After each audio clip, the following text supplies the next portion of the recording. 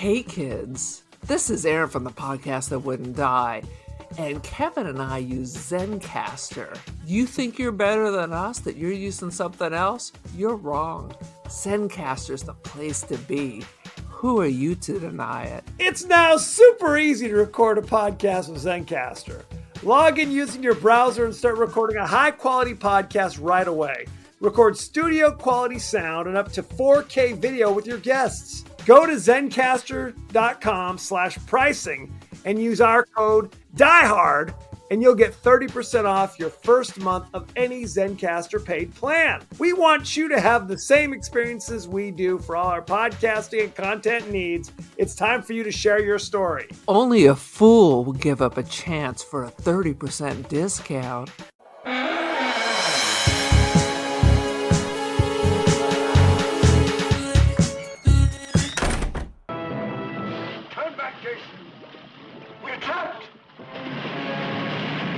Jason and the Argonauts, the classic story of an epic voyage that has been told and retold since the birth of Western civilization, now presented on the screen for the first time.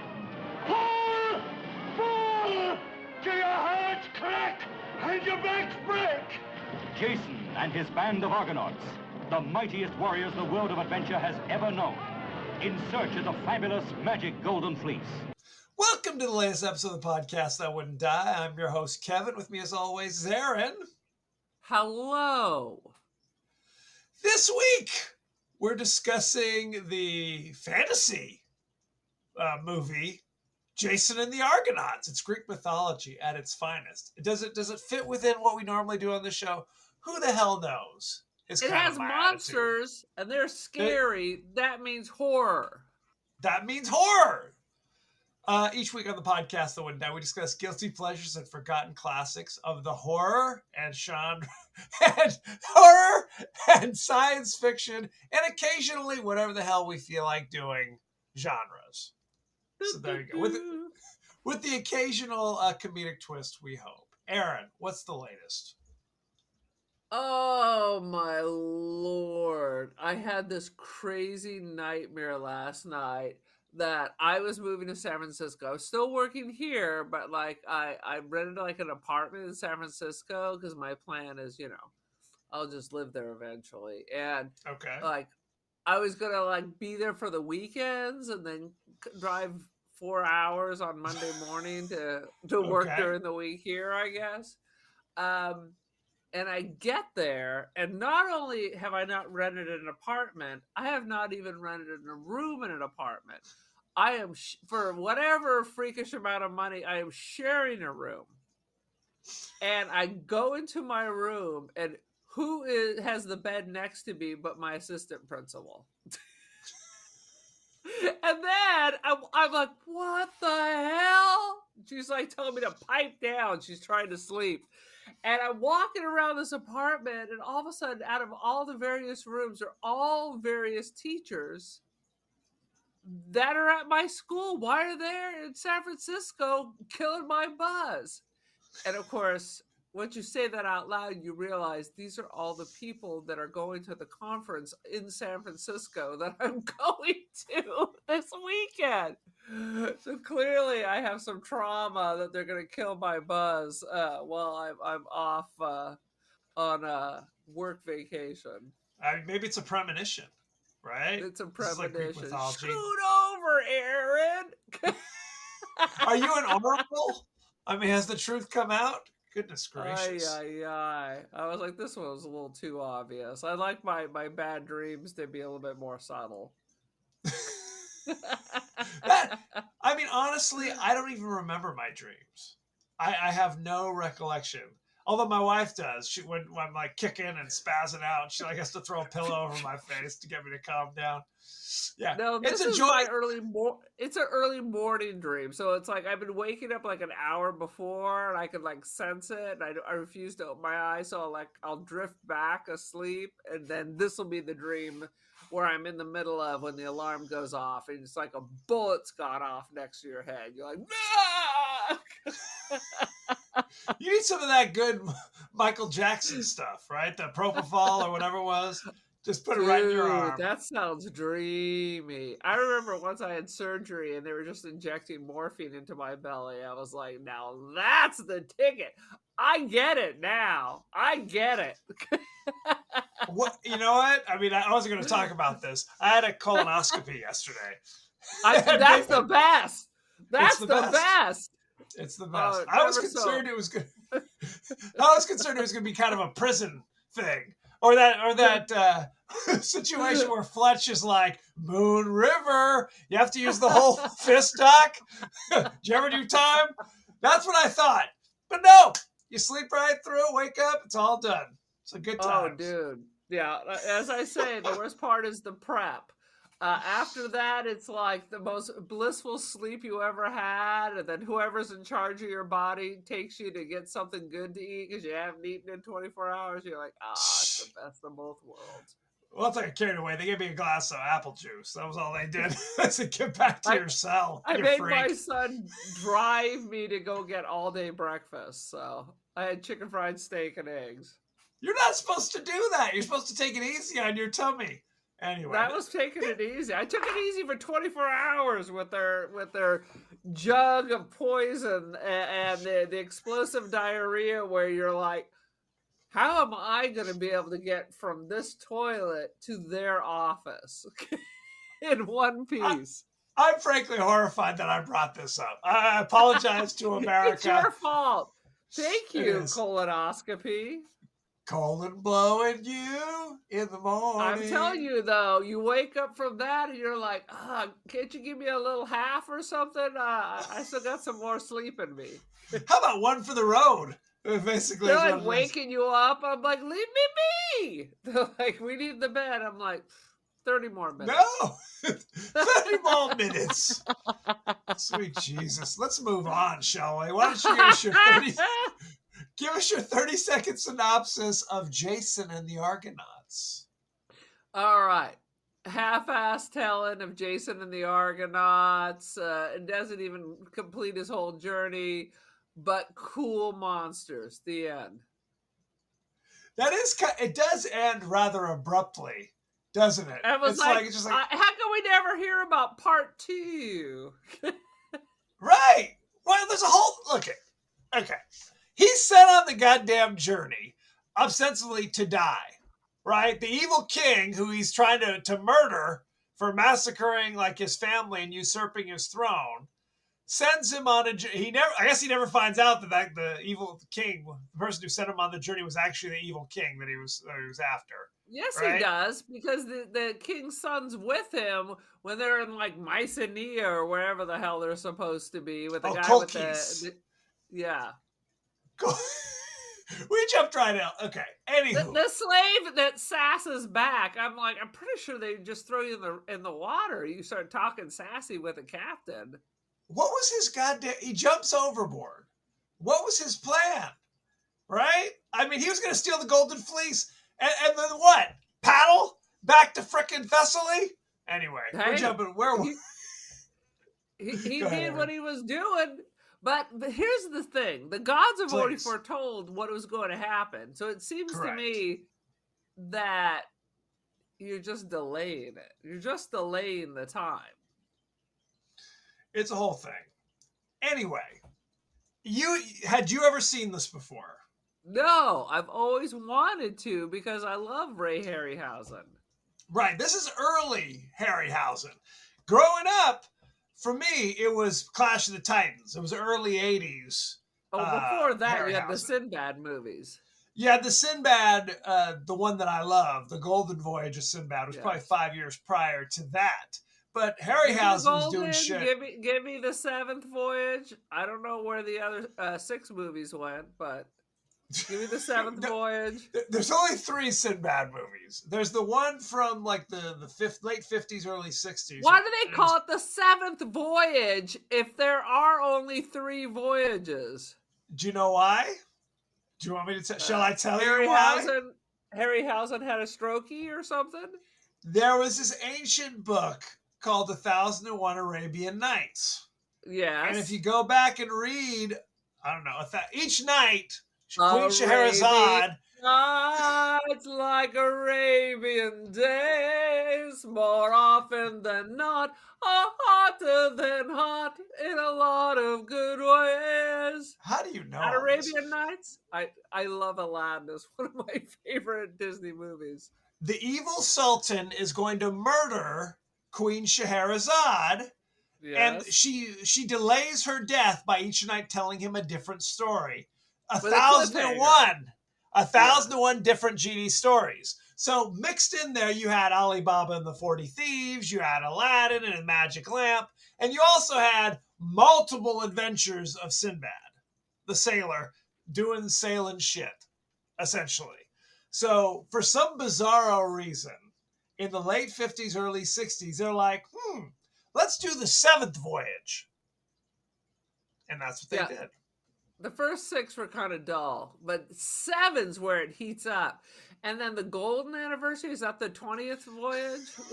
Not called the Golden Anniversary. The Golden Voyage, they just said, F it. We're just going to cherry pick what we want and throw the rest back. And then they did one more starring John Wayne's son, Patrick Wayne, called Sinbad and the Eye of the Tiger. And that was the last of the Sinbad movies. I was often confused as a child growing up the ethnicity of these people in the Sinbad. I'm like, As you should be. sometimes they seem to be Arab, but other times they seem to be Indian in their garbs. I'm like, what's happening? Who are these people? Well, and they're all Is there blonde hair, some blue part eye. where it's all just crossed over and it's a melting pot? It's a melting pot, absolutely. I mean, that's the thing That's about what they it. always say about the Middle East. It's just a big melting pot. And in Hollywood, what we like to do is only choose our Arab actors to play Native Americans. When we actually need when we actually need Arab characters, no thanks. Stay home, Michael Ansara. Did they hire Native Americans to play the Middle Eastern commandos? Right? Womp, womp, womp. Not Anyway, so that's much. neither. So Harryhausen was doing his shit like way back when. Black and white movies, like monster movies. He didn't do King Kong, right? No. That was a little too early even for Harryhausen, but it was still that kind of thing, right? But Harryhausen, he did his stop motion for it seemed like for frickin' 40 years at least. Yeah. 40 years of critters moving around. And I literally followed Ray Harryhausen. I'm sure it's the estate of Ray Harryhausen. That would be weird. On X when I was still on there. So, good stuff. Oh, so you don't think he's still kicking around? He's not doing his own posts. At least that much I can guarantee. But so this was a movie I had actually not seen until fairly recently, within the last 10 years. Because again, this is early 60s when they did Jason and the Argonauts. I think I had heard of it, but for example, I still haven't seen Sinbad and the Eye of the Tiger, and that's late 70s. So, there's only so many. And the thrill of the fight. And the thrill of the fight. Exactly. Survivor did the soundtrack for that one. Thank you. That's a deep pull. It is. Yeah, that's how current. But I have not seen that one either. No, we're gonna add it to the list. If we're just doing whatever the hell, if it has Harryhausen, it's now kind of grandfathered in. We could talk about it. Is that what it is? Well, I googled horror, and it's movies that are meant to cause fear, and I think those monsters were meant to cause fear. Do you think that? Interesting. That's right. Why don't we jump right into... When I was a kid, they freaked me out. In what is it? Is it the seventh voyage where Kali comes to life again? That's the Golden Voyage, which we've talked about on the show. The Golden Voyage, Kali comes to life. Hence my confusion over which country they're actually dealing with the 12 arms. Correct. Remember, Sinbad goes to that island with the crazy green people, who I guess are also Hindi. So I'm not sure how this works. Oh, I didn't realize Hindi people were green. They're green. It's a thing. According to this movie. That's changed since the 1960s. I see. Since the 1970s. Sweet Lord. Okay. Let's just jump right in. you should know what Jason the Argonauts is basically about. Essentially, it's a famous Greek legend. Jason and the gang go on a voyage to discover the Golden Fleece. That's what the whole goddamn thing is They about. And I didn't have to say, discover it. They were sent to retrieve it. yes, they were sent to go get it. They were go. It was that was the treasure that they were searching for some. It's a classic tale of Zeus and Hera battling each other using mortal men as pawns. Correct. And I guess in a shocking twist, King Peleus conquers Thessaly and tries to murder kills the king or whatever and the queen. And who is his brother? Is that what it was? Yeah. I don't know. Is that are you make okay? Maybe did they mention that in the real, movie? I think that mentions it in real life. in real life. So he murders King Peleus murders one of the daughters in Hera's temple, and then because there's like 2 daughters and 1 son. I don't know what happens to the other daughter. They throw her to the wolves or something off camera. But a kindly centurion rescues and whisks Jason away. Where he goes, no explanation. We don't know what happens. Because Zeus wanted Peleus to assume the throne of Thessaly, but not have it forever. Only have it for 20 years, essentially. And 20 years, and I guess they say it's 20 years of just debacle. Is what Jason says when he arrives on the scene. 20 years later, who knows where he's been. I mean, basically, why bother with anything if you can just make a sacrifice and get the straight story? Well, then I'd be like, well, then screw it. I'm going back to my original place.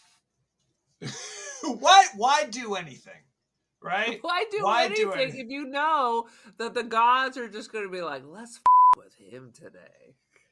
That's basically what it is, right? And so the prophecy is Hera tells Peleus, I'm sure I'm butchering these names, tells him, you'll be king for 20 years, but your death will be assured by the guy with 1 sandal. And 20 years later, the king of Thessaly falls into the creek or some shit, and there comes Jason, not knowing who he is, rescues him. I believe Hera kicked him into the water. She did. Basically made it all come to pass because he was like, what? Correct. She trips his ass into the creek, and then Jason saves him, not knowing who he is, and the king brings him back to his tent. And again, Jason doesn't know what the is happening. He's just like, oh yeah, I'm here to kill the king. I'm Jason. Everybody kind of goes, oh my god, what? And Jason, clearly unable to pick up nonverbal cues. Cool. Be cool, everybody. Maintain. I wanted Jason to be like, well, what's up? What's wrong? What do you mean, guys? Don't we all? Because they literally reacted with shock and horror when he says it in front of the king. Yeah, I'm here to kill Peleus, the king. He's like, he sucks as being a king. So, because Jason, that's the thing. Go ahead. In our hero's journey, and I'm sure this is the same with a lot of these Greek stories, our Greek heroes. They're fucking idiots. They're always fucking idiots. Why are they so favored by the gods? Because, I mean, literally, Jason is one of our students who is like, I need help. Really? What do you need help with? All of it. Everything. I don't get you. He blew through his 5 wishes, mystery questions with Hera in 2 minutes. Yes. 2 minutes. And for nonsense bullshit. And she's literally rolling her eyes and she's like, I'm just going to give this one to Zeus. He got me on this one. Which, granted, it's the early 60s, but the crazy masthead on the boat, which was Hera's, with the crazy blinking eyes, it was Disneyland. It was some Disneyland bullshit. Where it's just I loved it though. I will help you, Jason. How about instead of facing forward like most of these mastheads, it's turned around so it's just staring at Jason the whole time. Yes, the whole TV time. Good Lord. So the king says, hey, before you kill the king, what you should do is go on this long-ass journey to the ends of the world and steal the golden fleece. How's that The crime? gods will be super impressed with you if They you do will love that. it. Love it. So somehow Jason, who doesn't have a pot to piss in or window to throw it out, gets somebody to give him a boat and a bunch of, like in the legend, it's like 50 GD soldiers are like, including cool! Hercules. Including Yes. fucking Hercules, who also fucks everything up. God. You think if Hercules is rolling with you, you're in good shape. Wrong. No. Wrong. Even in his hero's tale, he's fucking things up left and right. And I have to say, it's always amusing because, you know, if they made the Hercules movie today, right, of Jason the Argonauts today, Hercules would be ripped. Back in the early 60s, Hercules got a little bit of a gut hanging low, kind of saggy boobs. 50. He's about He's 50. at least 50. I think they literally just pulled someone who was working out in the field or something. He looked like Tevye from Fiddler on the Roof. It was Topol. It was 100% It's Topol. It was Topol, yes. It was like, honestly, well, here's the other thing.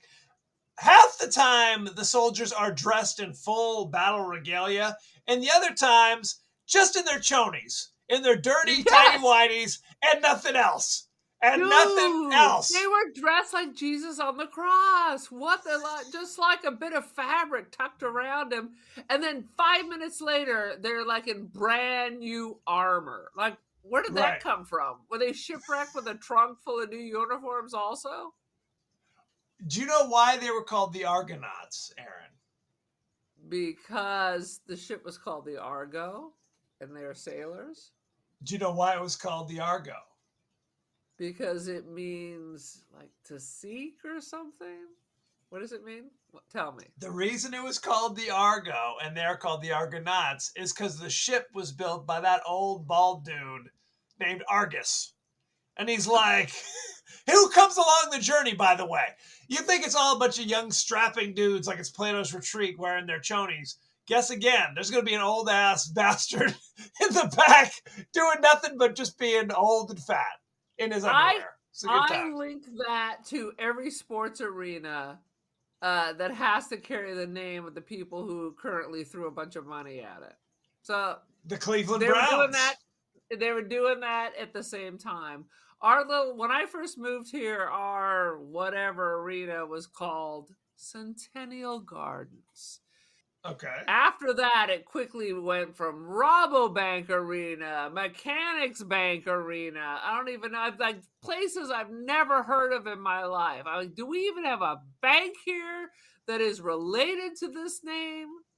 And every 3 years, I swear it's something else. I'm just going to go back the to stadium by the original name.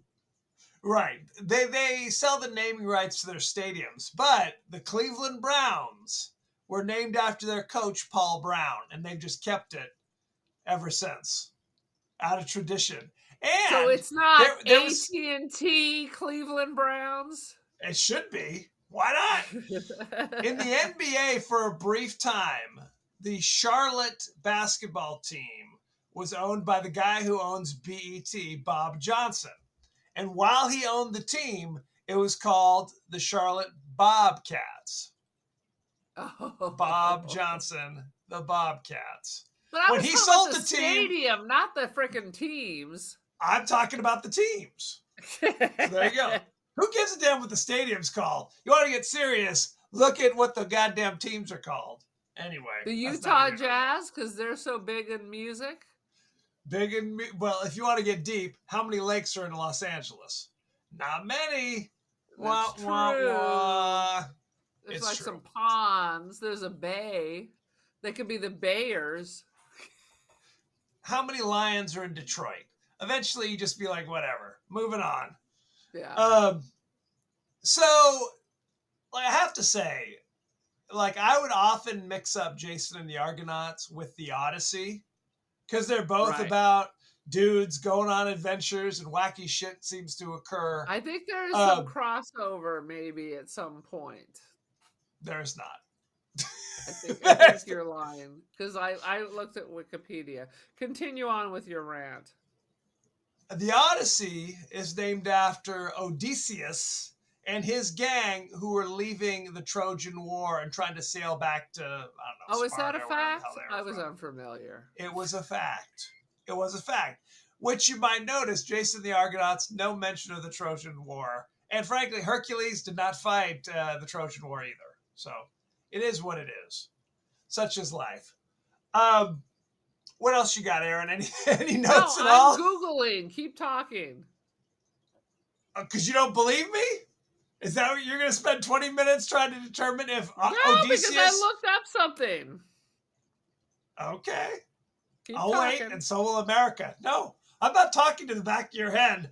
Well, you keep searching for stuff just to prove that I'm wrong. You want my help? Sweet Homer Jesus. mentions the voyage of Jason and the Argonauts in the Odyssey, indicating that the myth... there you go. That was Homer it? mentions it there. Hey, close enough. Oh, Close enough. the guy who wrote the Odyssey mentions, I'm ripping this shit from Jason and the Argonauts. I'm straight plagiarizing this shit. Okay. Anywho. So along the way, there's all sorts of crazy shit that goes on here. I tried to write down all the monsters. Why don't we hit that, Aaron?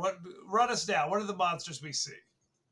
Well, before I do that, I want to quote Please. Zeus. This is how you know the ancient gods and maybe the current gods. F you. Gods help those that need their help least. Really? In other words, oh, you're rich? Here you go. Let me lean on you. Oh, your baby's starting? F off. Gods help those who need their help the least. That's not very helpful, Zeus, if I'm being honest. That is a direct quote from Zeus himself. From Zeus, from the original texts. Interesting. Now hit me with the monsters. We have Talos, who becomes a giant metal... He's one of the Titans, and he's a statue, and Hercules, as Hercules does, told not to touch things, and of course touches things. At the first fucking place they arrive, Jason, like Hera says, make sure nobody takes any of the treasure shit. And Jason goes directly to Hercules and his little homie Hylas and says, hey, don't take any shit. And Hercules is like, well, what if I meet some chicks along the way? Can I just kidnap them? He's like, no, if they're on the island... Leave them bitches alone. Kidnapping with intent to rape, no rape with an attempt to kidnap, nothing. Touch nothing. Leave them alone. And he's like, okay, cool. And the first goddamn place, well, they're out supposedly looking for food, he said you can take food and water. Hercules finds the place. He's like, oh shit, what do we got here? And Hylas is supposed to be the smart one, goes, hey, I don't think we're supposed to take this shit. And Hercules is like, what if I take a little bit? Is that cool? Is that all right? It's all right. No one will miss it. Record scratch. Yeah. I mean, and then he murder had the gall to wonder where little Hylas is after we all watched him crushed to death because of Hercules' nonsense. And no one says, Hercules, we all watched him get crushed to death. He's dead, and it's your fault. They're just like, I don't know where he went. Your little buddy, Skipper. Because how many people got killed because of Hercules pulling whammies, right? Yeah. Talos, the giant, is stomping people, throwing people in the ocean.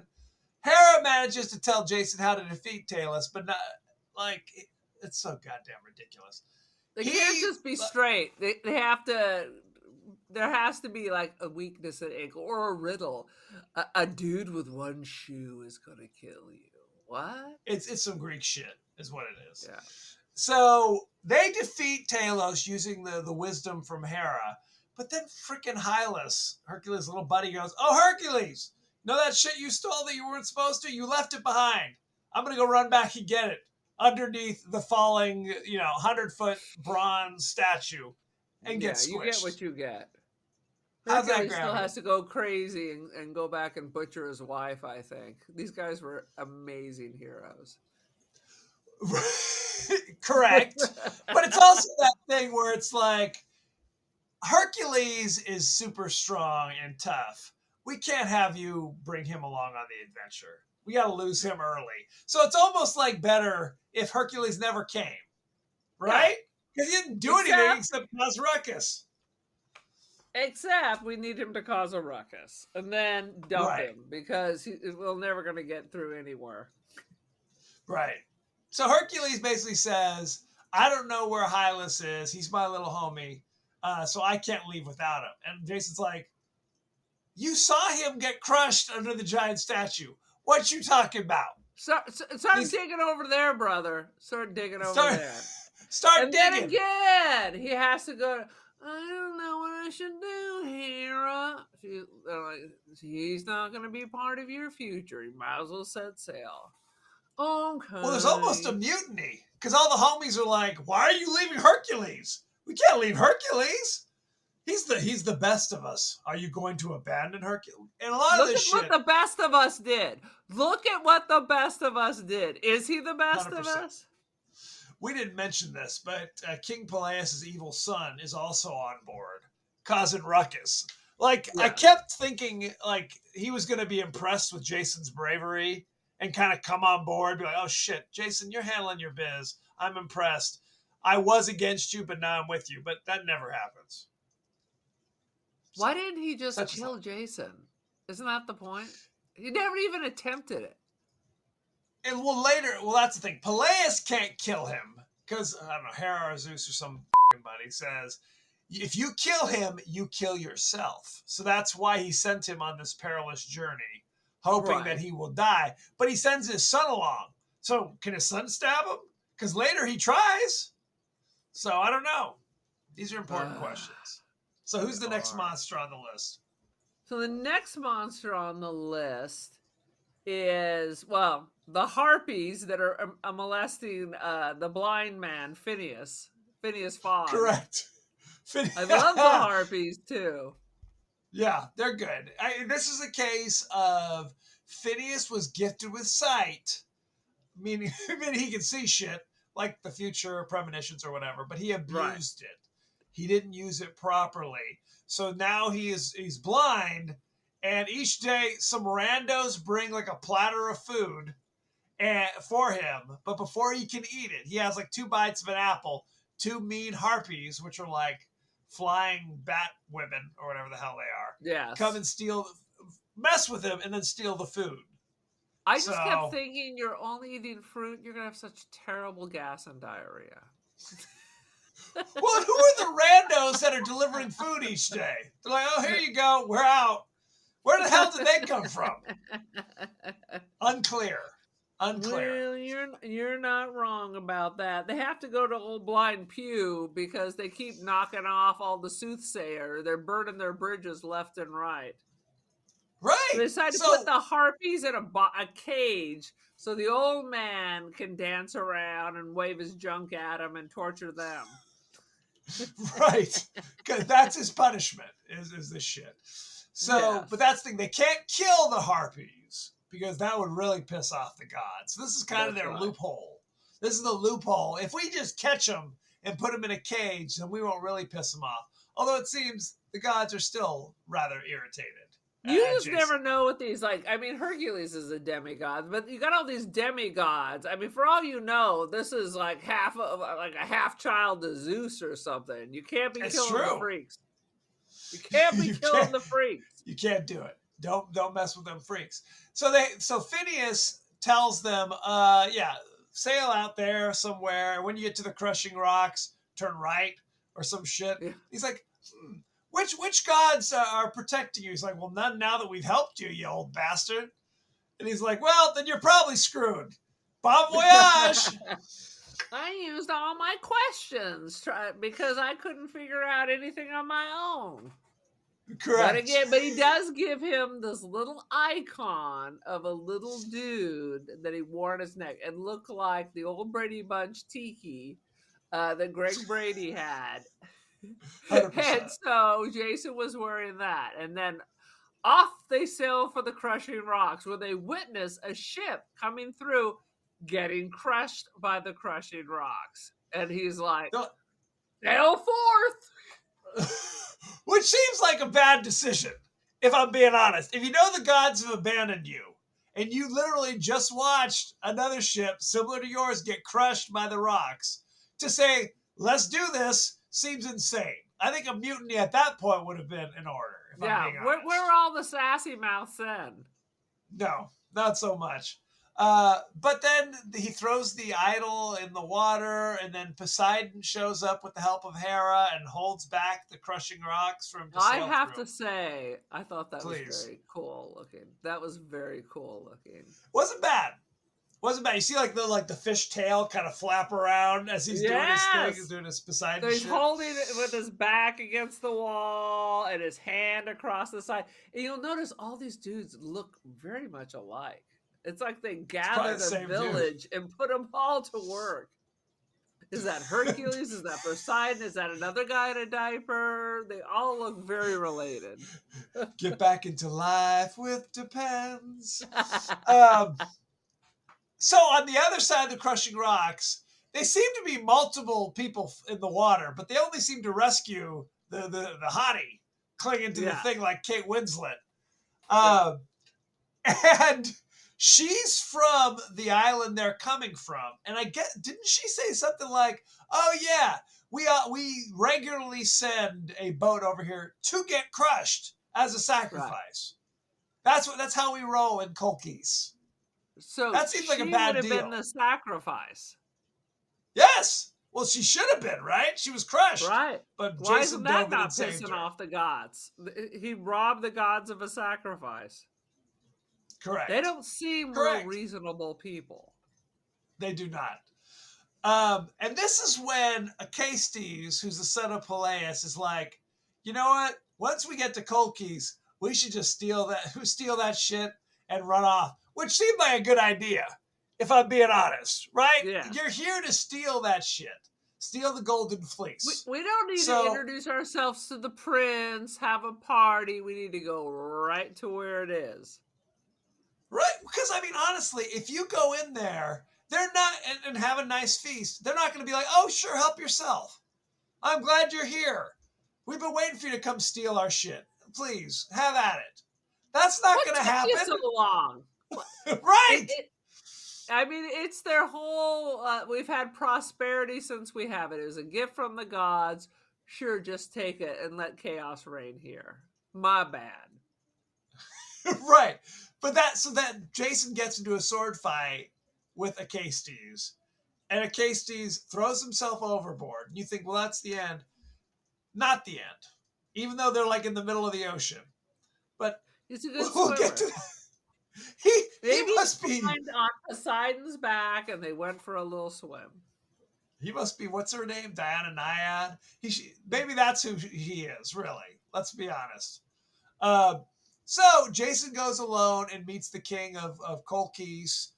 And the hottie that they picked up in the swamp, or in the middle of the ocean, she is like a priestess of Hecate, and does a quite erotic dance when they first arrive, if I'm being honest.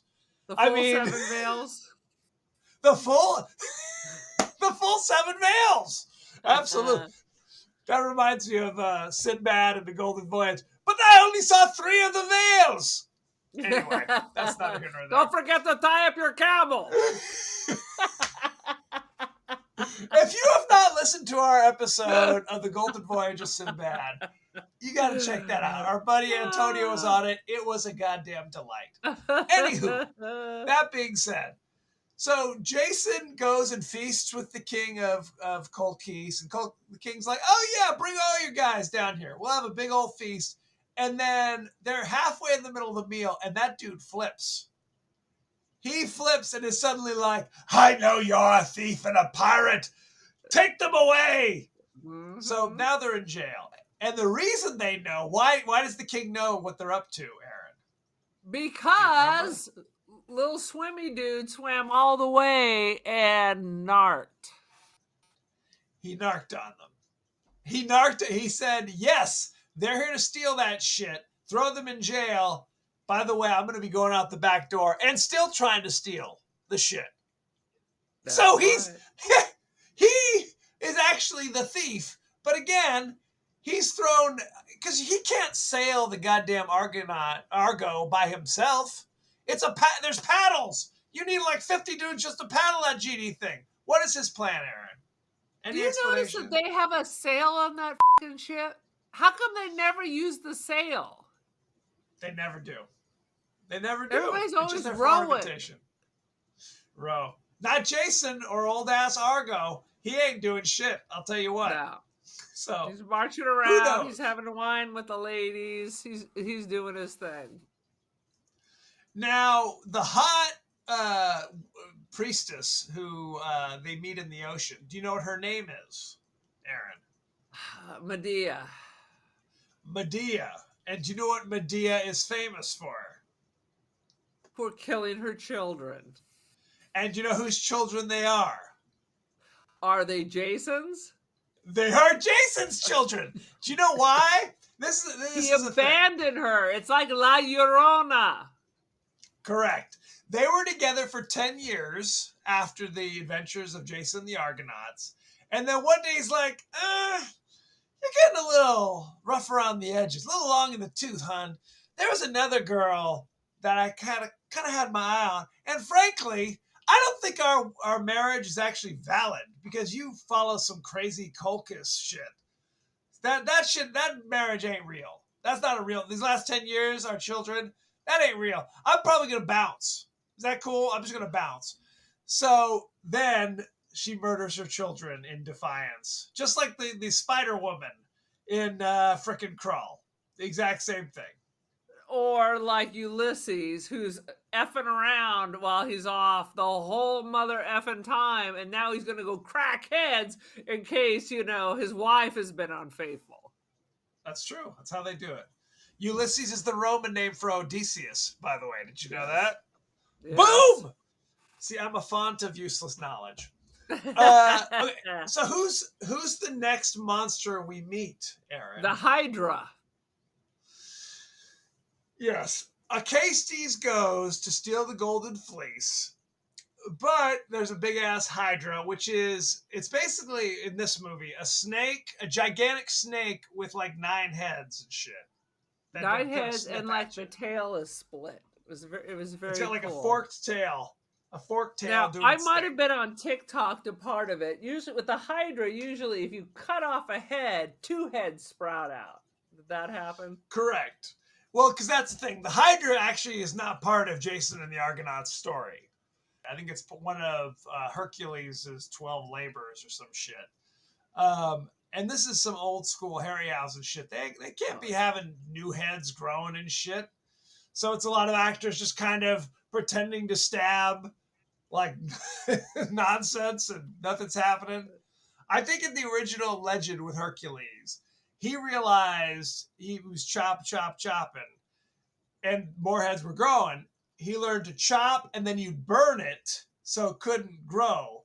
But there was one head that was immortal that you couldn't kill. So he just put that shit under a rock. He just just bounced. He said, "Peace, I'm out." So it's like that. What was that movie about the 2 ladies who wanted the beauty, and Isabella Rossellini gave them the drink? Oh, Death Becomes Her. Death becomes her. So they become immortal, and by the end, they are broken into tiny little pieces, but still alive. Isabella Rossellini in Death Becomes Her is a stone cold fox. I was like, holy mackerel. Almost naked. She was almost naked. I mean, typically she doesn't do much for me. She had some gauze. Whatever she was doing, it was working. That's all I'm saying. I saw her in Conclave recently. Not nearly as sexy, if I'm being honest. So, such is life. What about Blue Velvet? I didn't like her that much in Blue Velvet. Crazy? She was very that she's crazy creepy. wig. she had that same haircut under that wig. Oh, is that As Death true? Becomes Her. I don't think there's a big time difference between those two movies. There might be 5 or 6 years. Yeah, There might be maybe 5 not. or 6 years. But that's neither here nor there. So, Acaestes gets killed by the Hydra. Jason kills the Hydra single-handedly and then pulls the fleece out of the tree. The fleece looked as shitty as could be, by the way. It was like a party streamer or something, like the fake gold streamer on there. It just 10 looked years.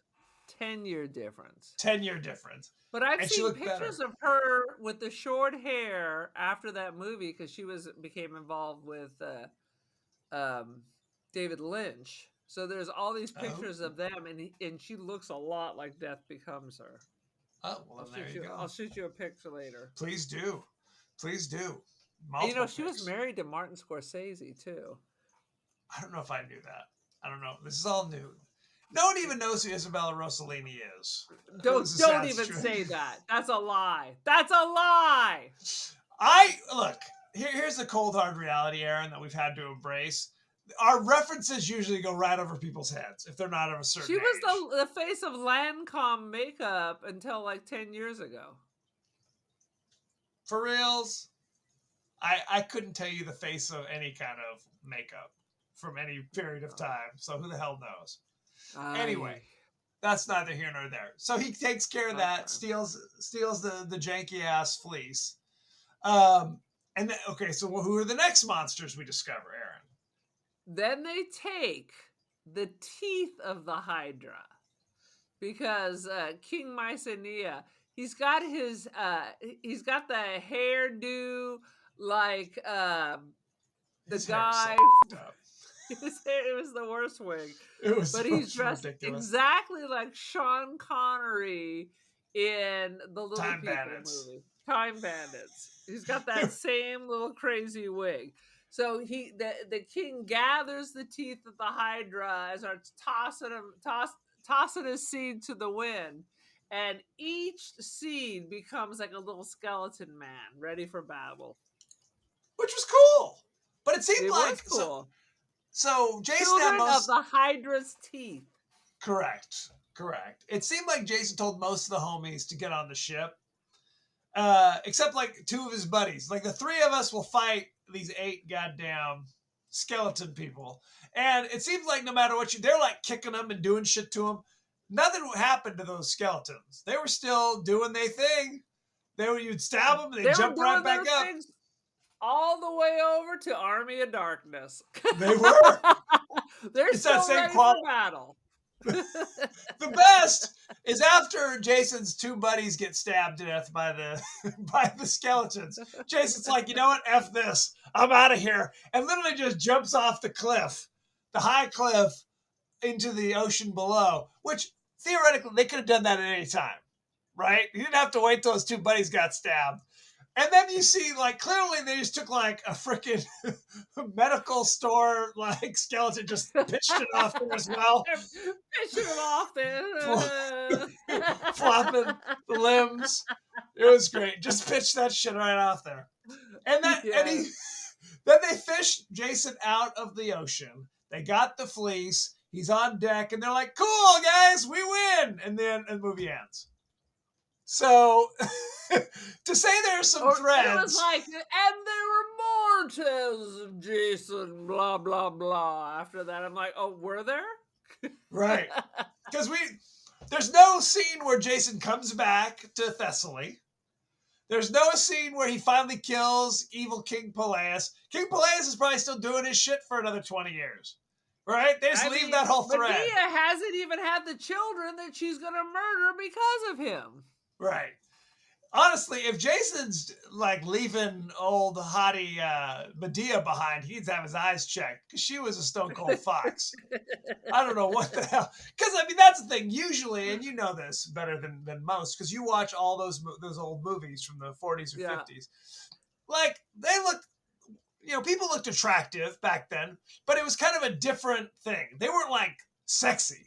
You know what I mean? They were just kind of like you might see in a magazine or something. You know, like a mannequin is how they all look. You know what I mean? Like mannequins. They look like goddamn, because their clothes were very nice, but they didn't act like Yes. real people.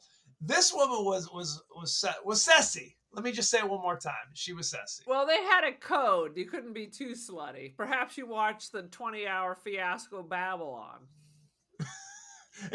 I may tune in this week with who is that? Is that Brad Pitt and Margot Robbie? Is that what it was? Who was in Babylon? Yeah. Margot, yeah, and that's exactly who it is. I watched it on an airplane, and it had to blur out huge sections of the whole movie. Oh, for real? You know what it is? It is Singing in the Rain if it was fucking depressing and too fucking long. It is. It is Singing in the Rain. It is the change from sound to talkies. Did you see that movie, The Artist, that won Best Picture all those years ago? I never did. I saw it. It was like doing homework. But it was that same kind of thing where it's a silent film for frickin' at least an hour and a half. It's a silent film. And then they slowly start to add sound because it's slowly starting to become a talkie. Like the movie's actually becoming a talkie as well. Like now we're hearing sounds and he's like, oh shit. It was boring as hell. No one talks about The Artist anymore. There's certain movies that the Academy nominates because they want to seem artistic, not because they're enjoyable things to watch. So that's not a hit. So you saw Singing in the Rain, right? No. Ever? Oh. Never seen it.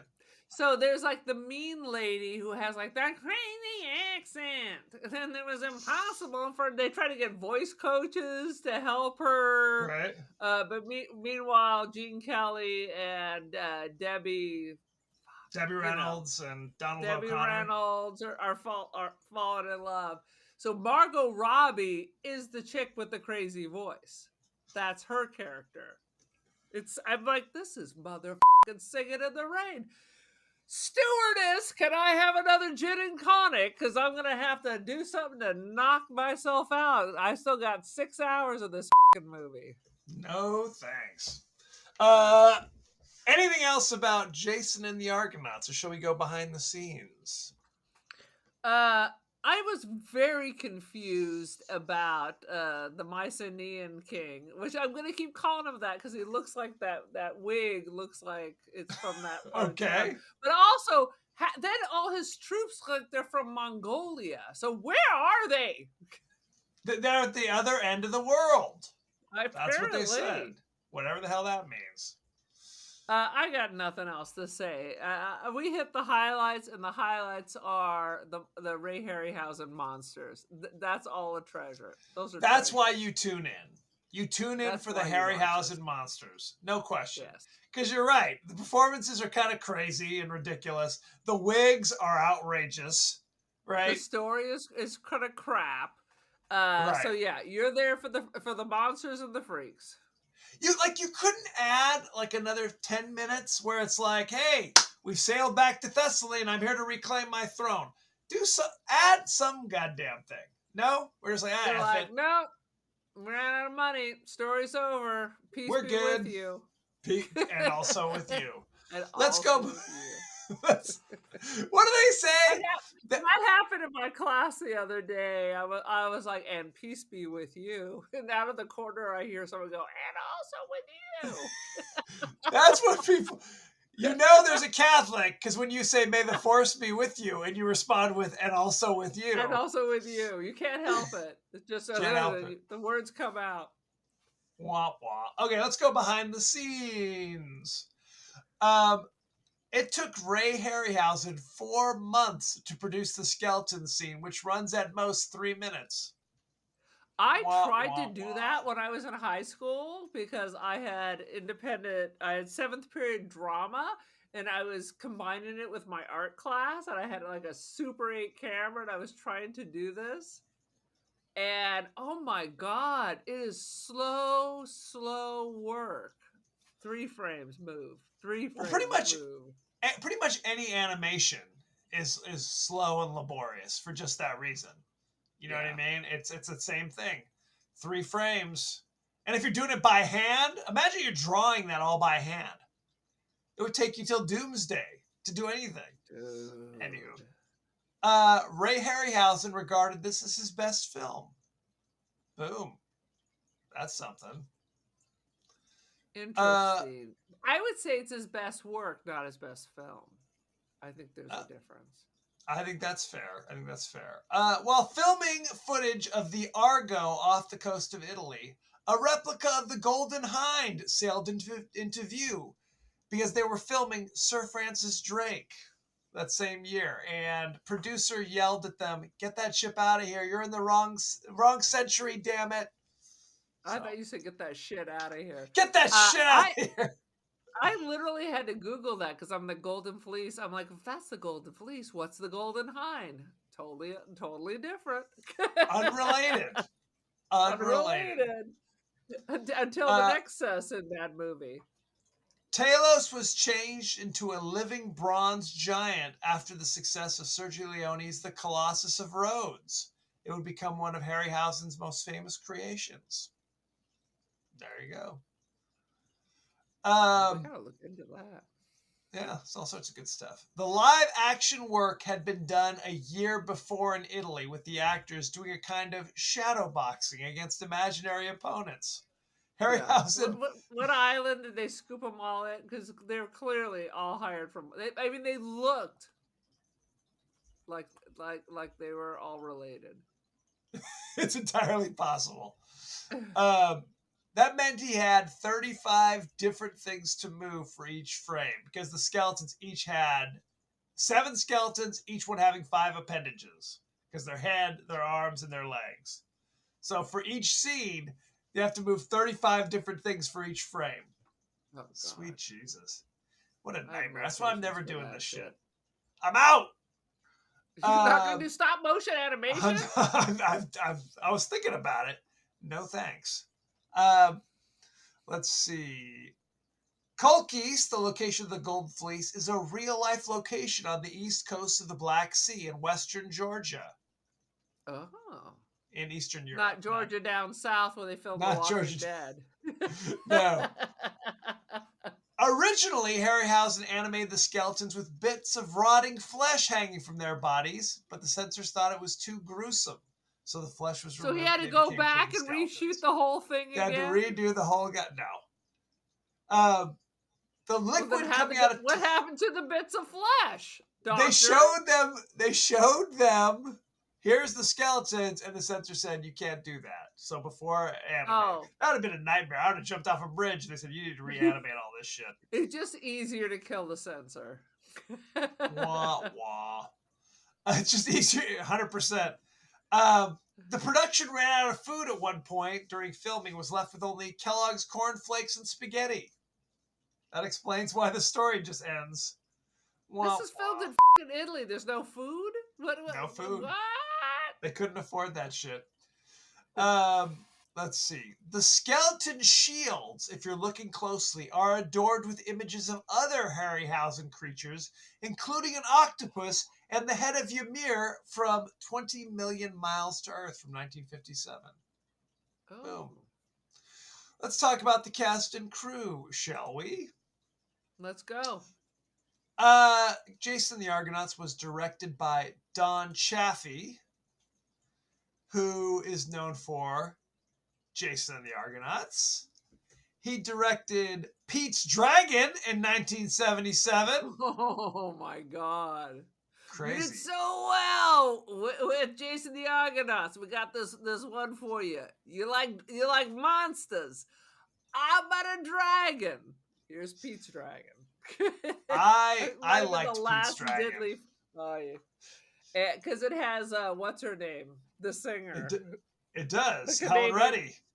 Helen Reddy. Mother loves Helen Reddy. It was not Anne Murray, who I think you were thinking of. Helen Reddy, I don't think she's... Is she Canadian? Wait. I don't think she's even Canadian. It's not Anne Murray? It's Helen Reddy. All right. Don't cry out loud. That Helen Reddy.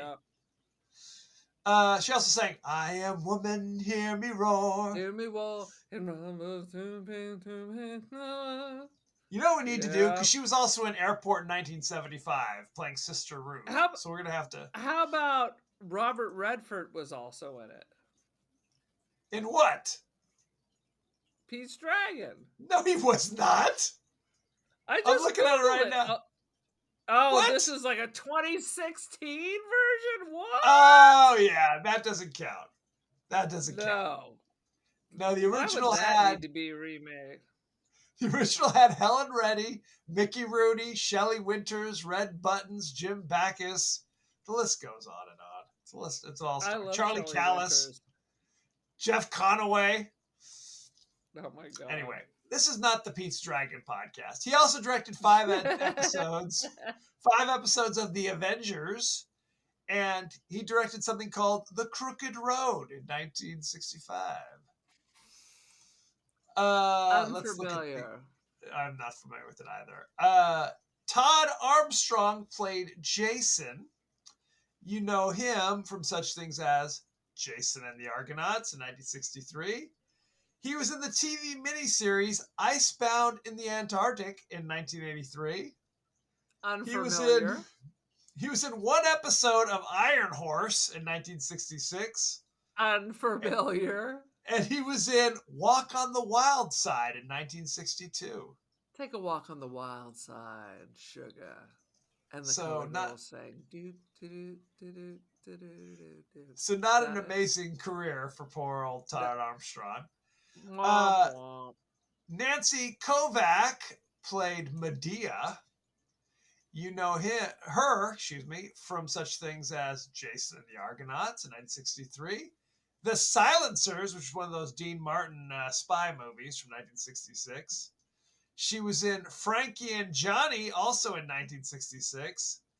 And something called Maroon in 1969. Like marooned, like I've been abandoned, or the color maroon? Sorry, marooned, like you're abandoned on an island. She did a lot of TV work. Her last credit was a 1976 episode of Cannon. So yeah, that to look forward to. She did 3 episodes of Mannix as well, and 1 episode of Love American Style. She is a fox. I don't know what the story is. What are we doing here, Nancy? Who else? Anybody else you want? Oh, how could I forget? Honor Blackman played Hera. Do you know who Honor Blackman is? I feel like I know that name. You should. She was famously in Goldfinger playing Pussy Galore. Goldfinger. Finger. She was in 43 episodes of The Avengers playing Catherine Gale. She was... Dude, I love the old Avengers. Not Marvel Avengers, but the old Avengers. Correct. Well, she was John Steed's first partner. She was before Emma Peel. Catherine Gale. Yeah. So there you go. She was actually, I think she was pushing 40 when she was in Pussy Galore. She was older than Sean Connery at the time. Wow. And she was in 2001's Bridget Jones' Diary, playing Penny Husbands Bosworth. You know her, don't you? Okay. Anybody else you want to know about? Because there's a lot of actors I'm unfamiliar with. Who was Zeus? He looked a little familiar. Niall McGuinness played Zeus. You know him from such things as Jason and the Argonauts, Island of Terror in 1966, Curse of the Demon in 1957, and 49th Parallel in 1941. Sounds like a war movie. Nothing at all. Nothing at all. He is a stranger to me. Stranger danger, you might say. Patrick Troughton played Phineas, the blind seer. You might know him from 1976's The Omen. He was Father Brennan, who gets impaled by the thing that falls off the top of the church. From the lightning rod goes through Lightning him. rod. But you might also know him. I do love The Omen. Patrick Troughton. He was in 128 episodes of Doctor Who. He was the second Doctor Who. Oh, from bless 1966. him. Yeah. All right. And he was Clove in Scars of Dracula, starring Christopher Lee, which coincidentally was also the name of my the guy who did my colonoscopy, ironically. So there you go. It all comes Scars back of together. Dracula. It's nice how you Not- tied that all up in a bow. Yeah. Nigel Green played Hercules. You know him from Zulu in 1964, Color I Sergeant did not Bourne. see Zulu. No, my I have to- ex-husband loved Zulu. Zulu is great. It's a Michael Caine, early Michael Zulu. Caine. All men I know love Zulu. It's good stuff. Not Shaka Zulu. Shaka Zulu is a different film. Or that Shaka Zulu was a miniseries, actually. Jason and the Argonauts, he played Hercules. He was in The Ipcress File in 1965. And Yeah. The Face of Fu Manchu, and also in 1965. He did not play Fu Manchu, though. Did he just die before the 60s were over? Seems like He it. looked like he's the ghost of Christmas present. He just needs the robe and a cup of Christmas cheer. And a cup, 100%, and a cup of Christmas cheer. Let's go to the ratings, shall we? Let's go. Jason and the Argonauts currently 89% on Rotten Tomatoes. Do you know what the audience gave it? 74. You were very close. 79. I almost said 76. Let's look at the top critics. Let's see. Variety staff says the $3 million film has a workable scenario and has been directed resourcefully and spiritedly by Don Chaffee, under whose leadership a colorful cast performs with zeal. How about that? This sounds like it was written by an AI bot. That is the worst review. Howard Thompson of the New York Times says, this absurd, unwieldy adventure, if that's the word, is no worse, but certainly no better than most. You're of its the kind. writer. If you don't know if that's the word, then maybe use another word. What's your problem, Howard Thompson? Aaron, what is your rating for Jason and the Argonauts? I was very excited to see this. I watched this the morning of the Super Bowl with an elderly relative and her friend. An elderly relative. Okay. And within 15 minutes, they had bounced out. And yes, I had put it on because thought I was the only one in the house. But as people trickled in, they're like, Peace. But so I want to wrap this up in the umbrella of the Sinbad movies, but it's really not as good as the Sinbad. It's not, movies. is it? It is not. And I thought this was going to blow that shit away. The only thing it has working for it is like 3 times the number of monsters. You're watching this for the special effects because the acting's not really popping out. The story just randomly ends before anything happens. It makes no goddamn sense. So you Correct. are there to watch fantastic creatures murder a bunch of stupid people. And I can get behind that. I 100% believe that it's 89 for monsters. Nobody gave a shit about Jason, who burned through all his wishes from a god in like the first 5 minutes of the movie. I lost track of how many wishes he had left. Or how they weren't even wishes. He went over. Hera, my crew's not listening to me. Can you help out a little bit? Right. Hera, we paddled out into the middle of the ocean with no provisions of any kind. Can you help me out? That's What should we do? Oh my god. I don't There should have been a know. mutiny. There should have been 100%. a mutiny. But based on all of that, again, it's worth it for the monsters. I'm going to give it a 3 for the monsters. I think we're paddling our Argo. And what's in my the same favorite connection. monster? Let me think about this. Please. What is my favorite monster? I really like the Poseidon scene. I thought that was really cool. That's not Harryhausen. That's just a dude wearing a freaking I know, rubber. but I still really liked it. Okay. But I think maybe Talos. Talos is kind of cool with the Hydra. I don't know. I don't want to say the skeletons because I actually prefer the skeleton in Army of Darkness. At Right. least though they were talking and cursing, and then yell Right. when you get stabbed. If they had more of that. No, I agree. I'm gonna say 3.5. I honestly, I Then thought the you don't Hydra. agree if it's a 3.5. That's a 3 or a 3.5. I thought the Hydra was pretty whack. I thought the skeletons were not bad. Talos is probably the creme de la creme. I honestly I preferred the monsters in the Golden Voyage of Sinbad, even though there are long stretches in that movie where there are no monsters. We were like, I need some more monsters, but when they were there, I liked them better in that film. If I'm being honest, it's The 3.5. Cyclops. You cannot deny a Cyclops.